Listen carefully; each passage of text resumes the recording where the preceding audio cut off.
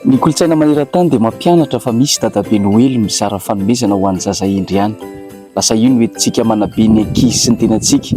Raha endry ianao dia azo fanomezana. Everintsika fa valisoa mena ny mendrika ny krismasy ka izay manao tsara ihany no tokony ankalaza.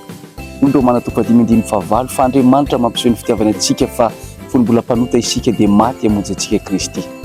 Ny Dadabe Noely dia miasa amin'ny fahamendrehana fa Andriamanitra kosa miasa amin'ny fahasoavana. Ny krismasy dia tsy valisoa ny endry, fanomezana ho an'ny mpanota sy ny very. Raha miandro ny endry ianao vao handray an'i Jesosy dia tsy handray azy mihitsy.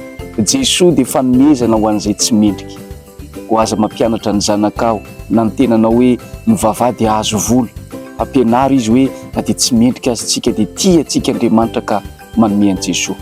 Raiso ny fanomezana tsy sanatria tsara ianao fa satria tsara izy. Tahian Jesosy ianao ry.